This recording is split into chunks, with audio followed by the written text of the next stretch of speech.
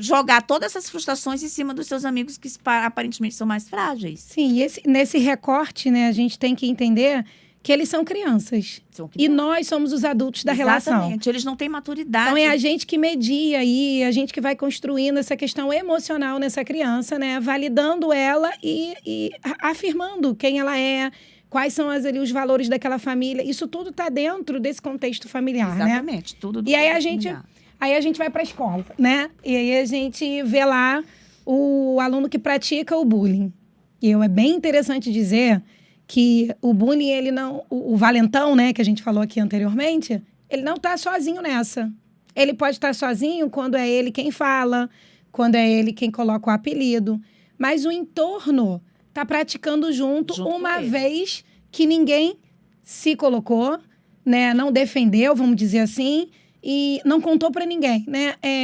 Quem está no entorno e não está fazendo nada, também está praticando bullying. Também está praticando. E aí é uma cultura de grupo, né? Sim. Porque os adolescentes, eles precisam falar a mesma língua, ter o mesmo comportamento, senão eles não vão ser aceitos. Sim. Então, assim, muitas vezes eles estão ali, não sabem nem o que está acontecendo, mas vou ficar ali porque ali é meu grupo. Ali eu preciso ser aceito. E ali ninguém está rindo de mim. Exatamente. Eu não vou me colocar no lugar daquele que está sofrendo. Então, eu vou ficar aqui desse lado que é mais seguro. É seguro estar aqui do lado. É um lugar mais seguro estar aqui do lado. Sim, e aí eu costumo dizer, né, na escola, que quem está olhando está sendo conivente. Com certeza. Então, o entorno não é só a equipe escolar que precisa estar atenta, né? Não é só a equipe pedagógica, professores, coordenadores, enfim, inspetores, mas os próprios alunos. Eles devem, né, e podem estar atentos ao sofrimento dos colegas naquele entorno ali, né? E quando você dá à criança o conhecimento, quando você explica à criança, olha, isso que você está fazendo é bullying, esse tipo de atitude não é adequada, não é respeitosa, a criança começa, né? E quando eu digo a criança, é que a gente começa no pequeno. No pequeno. Para que a gente veja um adolescente mais organizado, vamos dizer assim, né? E aí eu costumo dizer isso. Você não pode achar isso bacana, né? Porque isso não é legal. Você gostaria, e aí vem a empatia. E aí vem a empatia, de se colocar no lugar do outro. Você gostaria que fizesse... E se fosse você? Eu sempre faço essa pergunta. E se fosse com você? Exatamente. Até porque, por isso que o trabalho dentro da escola, ele tem que ser no grupo. Ele Sim. Tem que ser, você até faz uma escuta individual. Sim. Daquela criança que está praticando, né? Você chama essa família, você faz uma intervenção ali, na medida que a escola permite, no espaço escolar. Mas o trabalho é dentro da escola, em sala. Em grupo, porque para que realmente quem não está fazendo o ato em si consiga enxergar que aquilo não é legal e se posicionar. E se sinta seguro em fazer isso. E para isso tem que ter a escuta do professor, da coordenação, né, de toda a classe dentro da escola. O fortalecimento do respeito e do trabalho do grupo, né? Estar junto e se respeitar, sendo você quem você é, da maneira como você é, né? Exatamente. E não aceitar que o outro te trate de uma maneira que você não acha certo, né? Que aquilo vai te colocar numa posição inferior, né? Então, a gente fortalece essa criança e esse grupo, quando a gente trabalha junto na escola, é esse termo. Isso começou a tomar um corpo, né, lá em 2010, né, aqui no Brasil. E a gente tem leis, né? A gente tem uma lei de 2015 e uma lei de 2024, que passa a criminalizar o bullying e o cyberbullying, que foi uma coisa que a gente não falou aqui. Eu acredito, Terezinha, que a rede social hoje é o maior dos nossos desafios, né? Porque a gente não tem controle sobre o que essa galerinha, né, que eu falo. A gente não tem controle sobre o que os nossos estudantes estão fazendo nas redes sociais. E se a gente não tem controle, porque vale aqui lembrar que a gente tem a proibição do uso do celular, então eles não levam mais o aparelho para a escola. Mas eles continuam tendo grupos de WhatsApp que é saudável até que eles não comecem naquele grupo a excluir, a praticar o bullying que a gente chama hoje de cyberbullying, né? Então, a gente tem essas duas leis. Uma que combate a intimidação sistêmica, que é o próprio bullying, e que criminaliza o bullying e o cyberbullying aí. Eu acho que o maior desafio hoje é a gente... É o cyberbullying, é o cyberbullying, porque a gente não tem controle. Não tem controle e muitas vezes a família também não tem como controlar. É muito fácil de burlar, é muito fácil de você enganar através da rede social, porque você não se expõe, Você faz né? um perfil fake, porque é isso que eles fazem Exatamente, hoje. Você não se expõe. E assim, e a gente não sabe aonde começa e aonde termina a seriedade do site que as crianças, que os adolescentes estão tendo acesso, Sim. né? De uma brincadeira. E realmente é muito perigoso. As redes sociais hoje... E a gente precisa trabalhar em cima de educação, conscientização. Sim. Conscientização, falar muito sobre isso, expor o que é bom, o que não é bom, as consequências disso, porque o controle só vem a partir da educação. Que aí a família e o próprio adolescente, que aí a gente fala já de um adolescente de 14, 15 anos, ele vai começar a ter uma consciência do que é legal e do que não é legal, através de uma educação, através de uma roda de conversa, através de estudos, de grupos de trabalhos dentro da escola, com a própria família, né? A família ter uma conversa muito clara com seu adolescente, porque muitas vezes isso não é feito.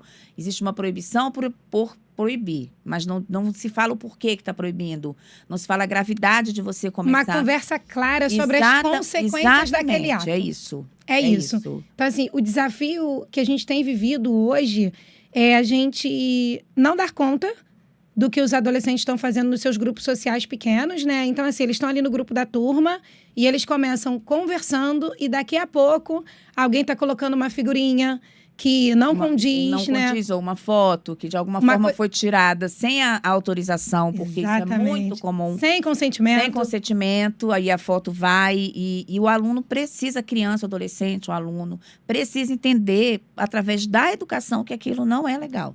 Então, assim, tudo parte realmente por comunicação. A gente comunicar esse adolescente da gravidade, do que é bom, do que é ruim, do que é certo, do que é errado, valores.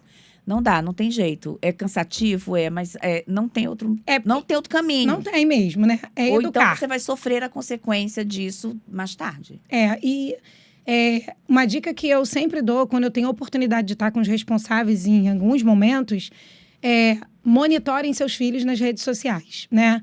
Primeiro por outros perigos, que não é o nosso tema aqui, né? Mas por conta do bullying e do cyberbullying, monitore o que os seus filhos andam dizendo na turma dos seus filhos, né? Do seu grupo de turma. Que tipo de figurinha ele anda despejando? Exatamente. Que tipos de grupos ele anda frequentando? Como é que ele está falando dos colegas naquele ambiente? Porque parece que a internet é uma terra sem lei e a gente sabe que não é bem assim. Existem consequências tanto para quem está fazendo cyberbullying e existe consequência para quem pratica o bullying na escola. E aí, sobre isso, eu queria falar um pouco que existe hoje uma lei também em que as escolas precisam ter um protocolo anti-bullying. Tem todo um contexto, né, onde precisa ouvir os alunos, que é um pouco da que a gente já falou aqui. A gente precisa ouvir os alunos, precisa registrar ações, né, e sobre as ações... O Euclides já tem, dentro do Elos, né, um trabalho organizado, já como prevenção e combate ao bullying. Bimestralmente, a gente faz um trabalho dentro das aulas do socioemocional com as dinamizadoras do programa, onde a gente aborda sempre o tema do bullying, ainda que seja, como você falou, repetitivo, parece cansativo, mas é o meio de educar. É o único meio. Você fazer uma base. Não dá para ser fluido. Tem que ser sólido. Sim, então, tem que ter uma base sólida de educação. Sim. Né? De educação mesmo. E aí, a gente já faz isso bimestralmente. A gente tem um protocolo anti-bullying, né? Onde a gente faz os registros ali e algumas ocorrências. E vai fazendo intervenções pontuais ali nas turmas, né? A gente falou um pouco sobre as famílias. E eu acredito que você, como trabalha diretamente com as famílias, né? Orientando famílias. O que você tem percebido, Terezinha? Como é que as famílias têm lidado com situações que fogem ali o padrão, né? Quando alguém, olha, preciso te chamar aqui para conversar um pouco sobre isso, seu filho, né, tá indo por esse caminho aqui. Como que você percebe essa receptividade das famílias quanto à orientação? Existe alguns entraves aí, existe algumas tendências familiares que, infelizmente, hoje, ou eles vão laudar todos os comportamentos dessa criança, vão botar dentro de um laudo para justificar aquele comportamento, porque dá menos trabalho, né? Vão botar na terapia, porque ele tem transtorno social, ele tem fobia social, ele tem TDAH, ele tem... E aí você acaba tirando a responsabilidade desse pai, porque ele joga no terapeuta, né? No tratamento. Eu tenho visto que o bullying está sendo praticado cada vez mais por crianças pequenas. É uma situação que, quando eu entrei no mundo da escola, a gente via só nos adolescentes. Esse tipo de brincadeira, que não é brincadeira. As brincadeiras de mau gosto. As brincadeiras de mau gosto. Mas hoje você vê criança de 7 anos não querendo ir para a escola porque está sofrendo bullying. Porque o meu cabelo é feio, porque você é burro, se a criança tem alguma dificuldade, porque eu não quero brincar com você, porque você De qualquer motivo. Qualquer motivo. Então, isso está acontecendo cada vez mais cedo, infelizmente. E aí também as crianças estão tendo acesso a uma comunicação, a um conteúdo cada vez mais cedo. Porque há 20 anos, criança de 5 anos não tinha celular. Né? Hoje, todas as crianças de 5, 6 anos têm celular e tem que ter celular, senão como é que vai viver com o mundo sem celular? Vai ficar fora do mundo? Gente, isso não existe, né? Então, existe um contexto muito amplo, né, dessas famílias que, ao mesmo tempo que elas querem proteger essa criança de algumas coisas, aí elas botam o celular na mão deles, trancam dentro do quarto, tá seguro. Não está seguro. Mas existe ainda uma terceirização da responsabilidade. É isso. Respondendo à tua pergunta lá inicial, existe uma terceirização de responsabilidade. Não, ele fica na escola, é a escola que tem que dar conta disso. Ou ele fica na creche, eu trabalhei muitos anos em creche, ele fica na creche até o dia inteiro, criança de 5 anos. A responsabilidade é da creche, é da escola. Então, a família, para não contrariar essa criança, ela não interfere nisso, ela responsabiliza a escola. Infelizmente, isso está muito comum. Sim. Eu recentemente recebi uma pergunta de um responsável, né? Que ele disse assim, crianças pequenas praticam bullying? Aí eu falei para ele assim, olha, essa pergunta não é muito fácil de responder. Porque como a gente falou aqui anteriormente, né, existe uma maturidade. Porque no bullying existe uma intencionalidade.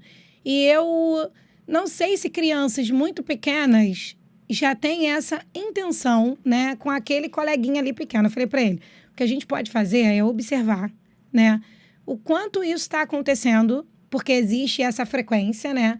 É só com aquele coleguinha, porque crianças pequenas, você que trabalhou em creche, Terezinha, morde, puxa. Mas isso não entra. Isso não entra. Não. Não, eu falei para ele, é uma pergunta difícil, mas a gente precisa observar aqueles comportamentos que são de crianças dessa faixa etária, né? E aí ele ficou me olhando assim, meio duvidoso, e eu falei assim, vamos observar os comportamentos para a gente ter essa certeza. E junto com o trabalho, né, duelos, que a gente já faz, como eu disse, né, com as professoras em sala de aula de forma bimestral, esse ano também a gente colocou 3 encontros com as famílias. Nossa, que maravilha! Porque é o que a gente falou aqui, a família é o caminho, né? A família, a escola precisam ser essa parceria, precisa ter essa parceria para que a gente tenha um trabalho de sucesso e um trabalho que seja uma base, né? Uma base boa. Então, nesse ano, nós encontramos com as famílias por 2 vezes já, a gente está indo para o 3º ainda, e a gente traz as famílias para falar justamente sobre temas em que elas precisam também ser formadas e fortalecidas, né? Esse ano, inclusive, né, falando aqui da lei, nós falamos um pouco sobre isso, sobre o uso das redes sociais e sobre o bullying e o cyberbullying, né? Como ele é praticado, o que as famílias precisam fazer para estar atentas a esse movimento dos alunos. Então, não é só trabalhar com os alunos, trabalhar com as famílias e fazer esse caminho, né? Vai para casa aquela informação, volta para cá o aluno com aquela informação, a gente traz a família. Isso, até porque esse comportamento que você espera desse aluno, ele precisa ser generalizado. Exatamente. Ele não precisa ser praticado só dentro da escola. Ele não é pontual. Exatamente. Ele é dentro da escola, ele é no shopping, ele é numa pracinha, então ele precisa ser generalizado. Generalizado. Então, para isso, ele precisa ser repetido e realmente ele precisa alcançar outras partes da sociedade. Sim, com certeza. E nos encaminhando aqui, né, para o final do nosso Euclidescast, eu queria pedir a você, Terezinha, para deixar uma mensagem, não só para as famílias, mas para a família, para os colaboradores, para quem está ali lidando com essa criança, com esse adolescente, nesse tema que a gente discorreu aqui lindamente. E tem tanto ainda tem muito assunto aí. Tem muito assunto para puxar. Mas, para a gente terminar aqui, deixa uma mensagem. Eu acho que a melhor forma de evitar tudo isso é a prevenção.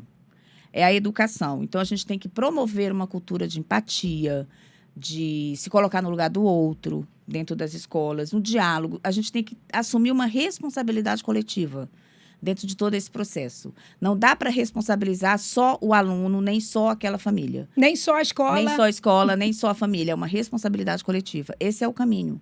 Online, offline, presencial, é educação, é diálogo, é se colocar no lugar E eu do acho outro. que, antes de mais nada, né, é validar o que aquela criança fala. Exatamente. Isso é importantíssimo. Importantíssimo. Dentro desse processo, eu acho que a validação do que a criança compartilha com a gente precisa ser levado muito em consideração. E assim, a gente precisa só colocar rapidamente alguns sinais que são, às vezes, muito visíveis, né? Sim. Assim, sinais físicos. Às vezes, a criança começa a não se tratar tão bem, muda o hábito alimentar, a criança passa a comer demais ou comer de menos, a criança passa a ter distúrbio de sono, pesadelo. Isso tudo é um sinal que a família também pode ficar atenta, porque essa criança está sofrendo alguma coisa na escola.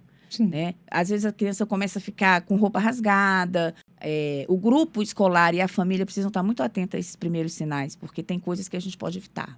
Terezinha, muito obrigada pela sua presença aqui. Foi um prazer poder entrevistar você, que tem uma história linda no grupo. Muito obrigada. Eu que agradeço. Muito obrigada pelo convite e estou à disposição. Seja sempre muito bem-vinda com a gente, Terezinha. Obrigada. Obrigada a você que assistiu o nosso Euclidescast até aqui.